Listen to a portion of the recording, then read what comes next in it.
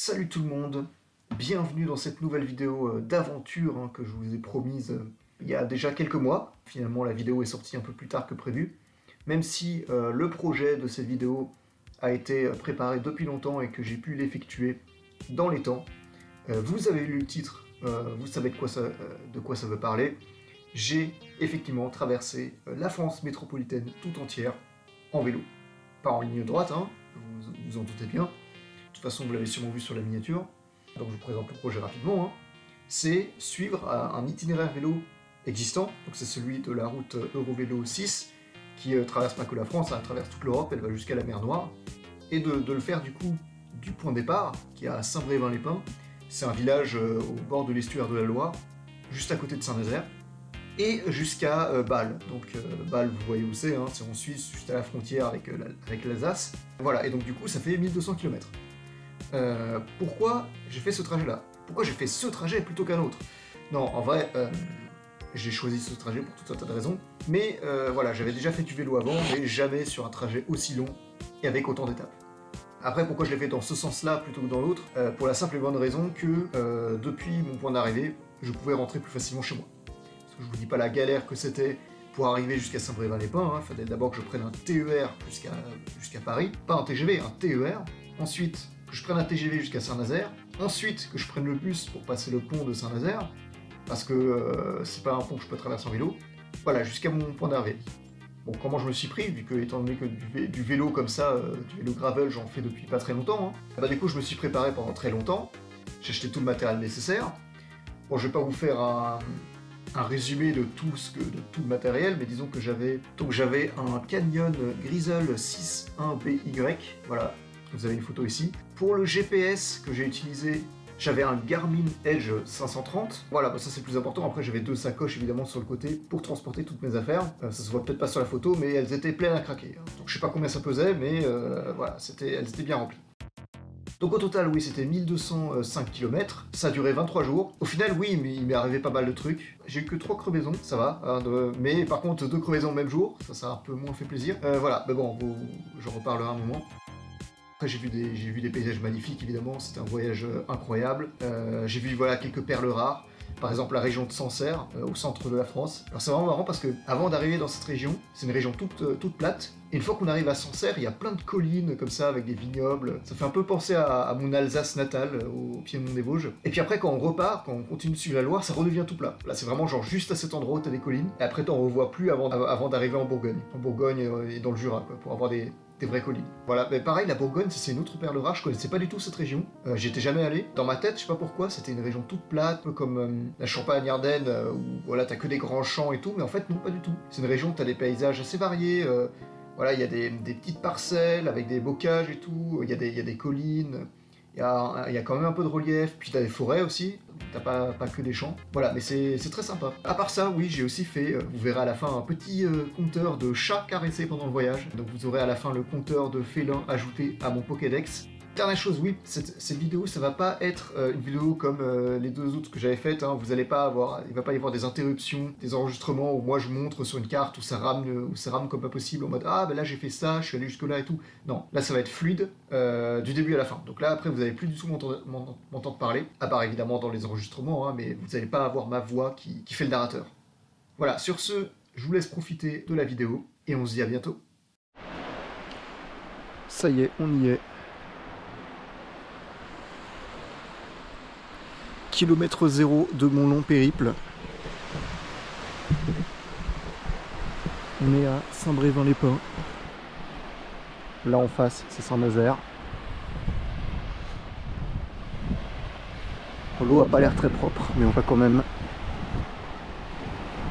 la toucher. Il y a des coquillages partout. Il y en a plein. Voilà. Du coup, l'océan Atlantique.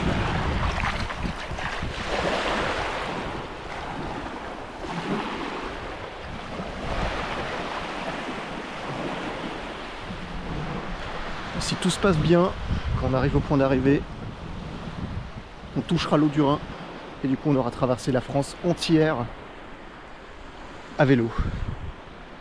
Voilà, j'espère que tout va se passer comme prévu.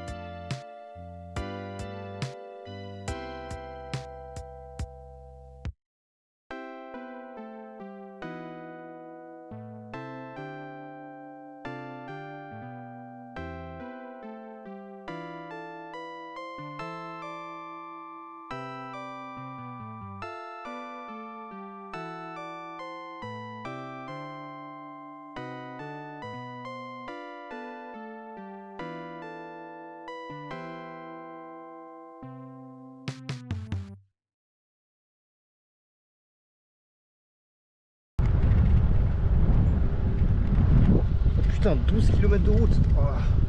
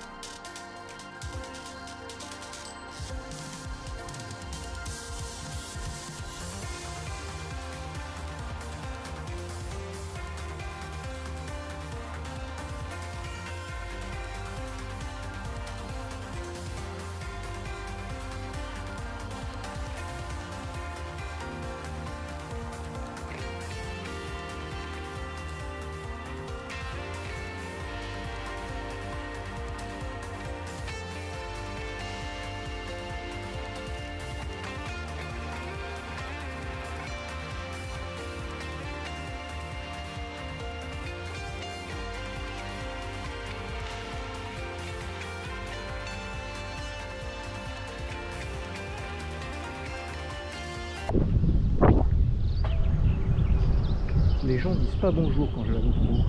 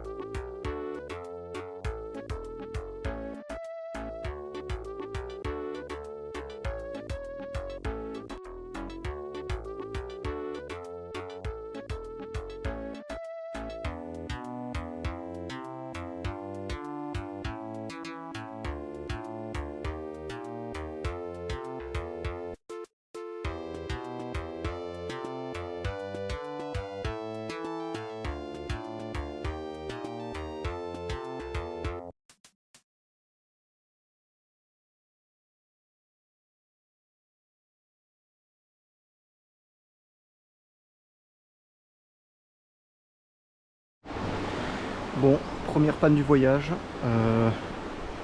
J'avais une crevaison sur le pneu arrière. Et du coup, comme vous pouvez le voir, là j'ai tout réinstallé. Mais du coup, ouais, ça m'a pris énormément de temps. Enlever la roue, changer la chambre à air, remettre la roue arrière. J'ai dû passer je sais pas combien de temps dessus.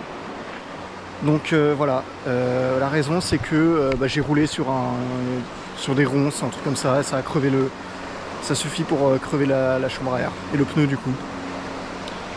Du coup voilà, en fait pourquoi parce qu'en fait sur la piste cyclable il y avait plein de branches partout et parmi les branches il y avait des ronces.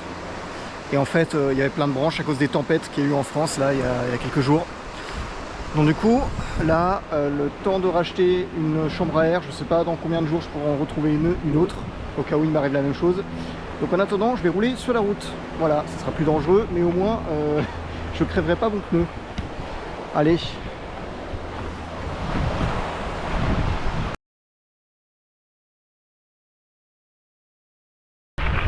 Ah bah voilà, ça c'est acier, ça y était pas avant. Ça c'était pendant que je réparais le truc. Ah. S'il m'avait mis ça avant, ça m'aurait bien arrangé. J'ai croisé d'autres cyclistes qui étaient dans le même cas que moi. Bon, j'espère juste que ça m'éloigne pas trop de mon circuit. Parce que là j'ai déjà pris énormément de retard.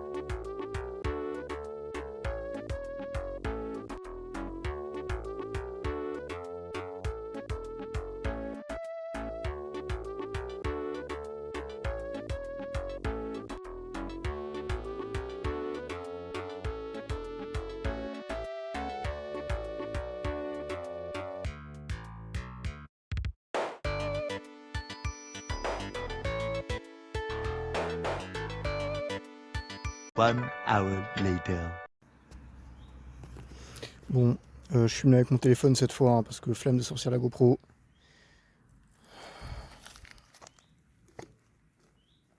Voilà. Deux le même jour, super. J'ai vraiment la poisse.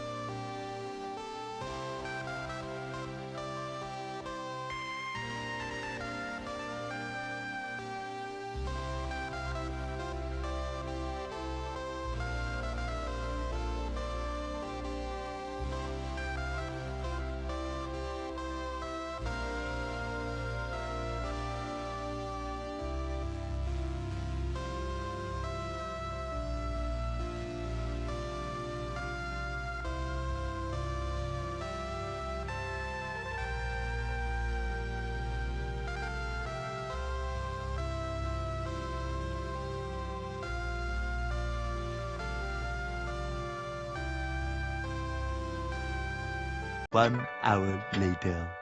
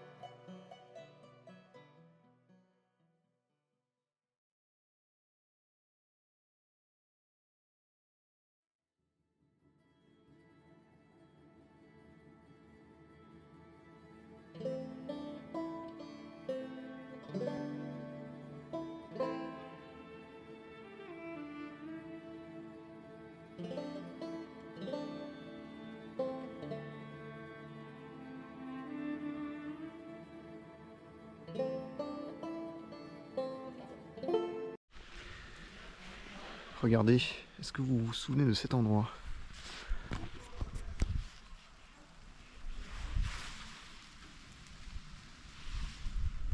Oui. C'est bien là où j'avais fait la mission en ligne droite. Vous comprenez maintenant pourquoi je l'ai fait en hiver. Parce que traverser ça, plus ces champs de maïs, voilà. Je vous passe l'extrait vidéo, les photos pour comparer. J'essaie de passer par la forêt, hein, mais... Ah, c'est pas trop la forêt qui m'inquiète, c'est la déviation. Hop. Vidéosurveillance, ouais. Je peux traverser là au moins. C'est pas interdit ça. De cet endroit.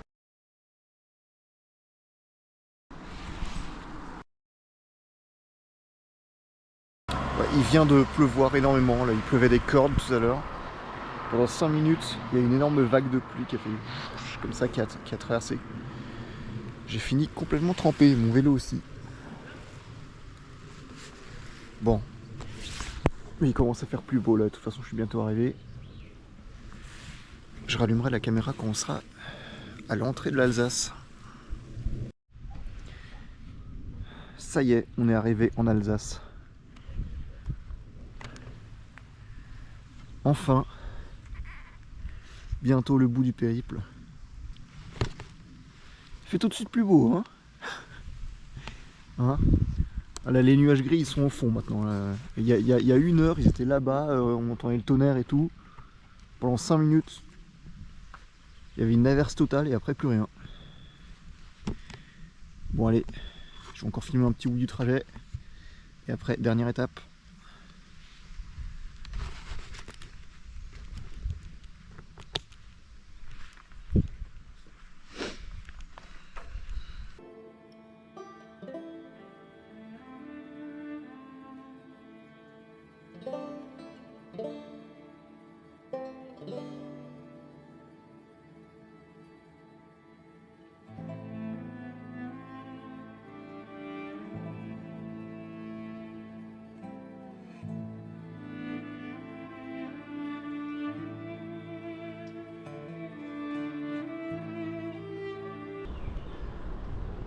Bienvenue dans le Sungo, Kopfertomie, Alsace.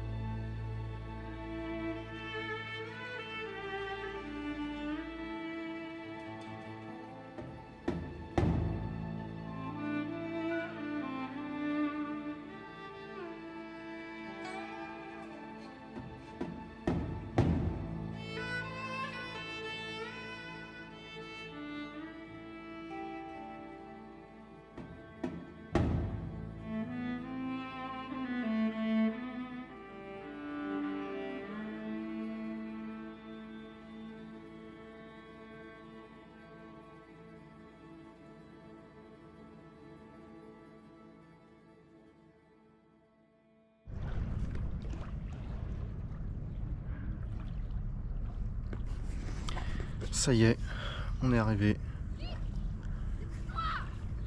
Putain, j'en ai une, ces coupes de cheveux. Donc comme promis, je vais maintenant toucher l'eau du Rhin, comme je l'avais promis à Saint-Brévin-les-Pins.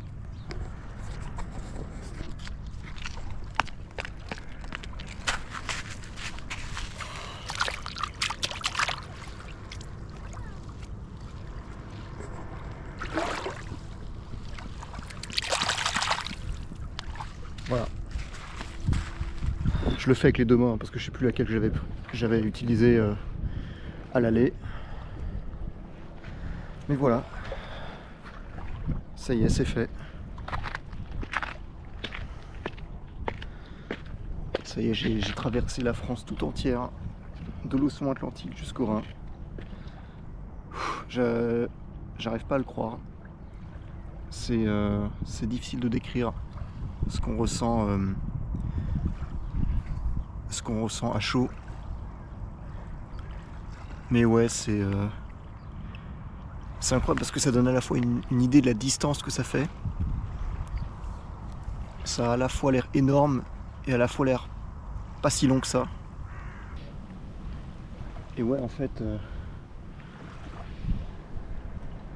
j'ai à la fois l'impression d'avoir réalisé un exploit et à la fois l'impression que c'est un truc que tout le monde pourrait faire. Alors qu'en vrai, non, tout le monde pourrait pas le faire, quoi. C'est très long. On voit énormément de choses. Mais voilà, d'un autre côté, c'était très long, mais c'est aussi passé vite. Ça va faire bizarre de revenir à la vie normale, même si techniquement ça durait que 24 jours. Mais voilà, je sais pas, avec ce trajet, l'impression... je sais pas, j'ai l'impression que le monde est devenu plus petit. Je sais pas si vous voyez ce que je veux dire. Bon, maintenant, ça va être la partie de la vidéo où vous allez voir toutes les statistiques. Allez, dernier plan sur le Rhin, avec le petit bateau qui passe dans le fond. Voilà.